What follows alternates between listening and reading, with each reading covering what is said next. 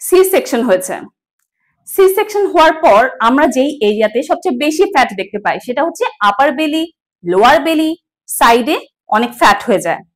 তো আমরা নিজেদেরকে আগে সময় দিব রিকভার হওয়ার, মিনিমাম 3 মান্থস। সি সেকশন হওয়ার পর 3টা মাস নিজেকে সময় দিতে হবে রিকভারির জন্য।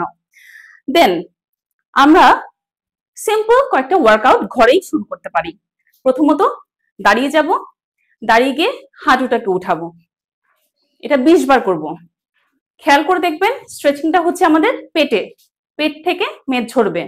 10 বার করবো রাইটে, 10 বার করবো লেফটে। সেকেন্ড নি ট্যাপ, এটাও পেটে স্ট্রেচিং হচ্ছে, 10 বার রাইট, 10 বার লেফট। থার্ড মাথা পেছনে হাত দিয়ে হাঁটুকে ধরবো, 10 বার রাইট, 10 বার লেফট। এটাও স্ট্রেচিং হচ্ছে সাইডে, সাইডের ফ্যাট কমবে।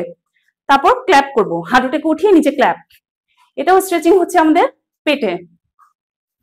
10 বার 10 বার করে 20 বার। খেয়াল করে দেখবেন এই 4টা ব্যায়ামেতেই আমাদের স্ট্রেচিং হচ্ছে বেলিতে। তো দেখা যাবে আমাদের কিন্তু মেদ কমবে আপার বেলি, লোয়ার বেলি আর সাইড থেকেই। তো আমরা আগে সি সেকশন হওয়ার পরে 3 মাস নিজেকে সময় দিব এফেক্টেড প্লেসটাকে রিকভার জন্য।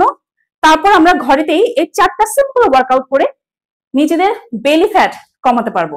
এমন আরো ভিডিওর জন্য আমাকে ফেসবুকে ফলো করুন ও ইউটিউবে সাবস্ক্রাইব করে রাখুন।